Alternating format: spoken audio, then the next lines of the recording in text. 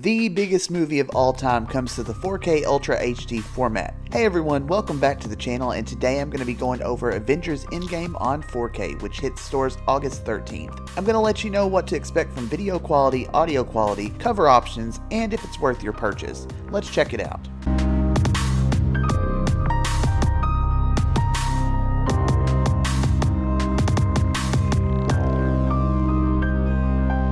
Now, I'm not going to be going over the movie because, honestly, if you haven't heard about this one, I'll assume you've been living under a rock. Everyone knows about the Avengers, and most everyone knows this is the #1 movie of all time now, thanks to knocking Avatar out of its spot on top. I saw this in theaters like everyone else and was very impressed with the visual look of the film. Everything looked great, and I was curious to see what it would look like on the 4K format. I expected Marvel to pull out all the stops when it came to this movie. Now, with all that being said, my expectations were pretty high, and that may have affected my overall judgment, but I didn't think this looked any better than your standard 4K. Now keep in mind, it's still a very nice looking movie with various hints of 4K crispiness and a beautiful color display, but it's nothing that blew me away like some other films do. The one place that I thought this movie did look fantastic was its use of HDR. The final battle at the end was just beautiful, with all the superhero powers just popping off the screen left and right.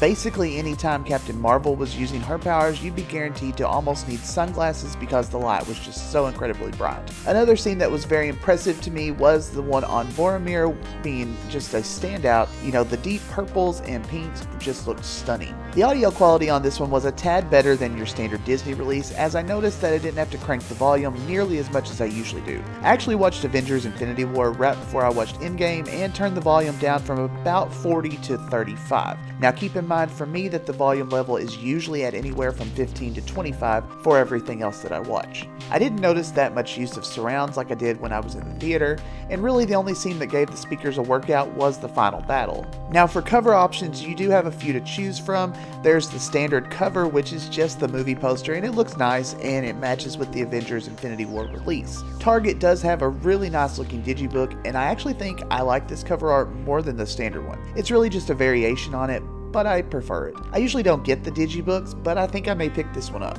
Best Buy has a few offerings. First, it's a beautiful steelbook, which looks really nice. It's a minimal look, and it matches some of the previous Avengers steelbook releases they put out. Now, they're also selling the full Avengers collection on 4K steelbook, and I'm sure this will be very pricey, but it just looks great. If I didn't already own the other releases, I would probably buy this one. It just looks so incredibly nice. So my final verdict on this release is that it's just pretty normal. Nothing too impressive about it or unimpressive.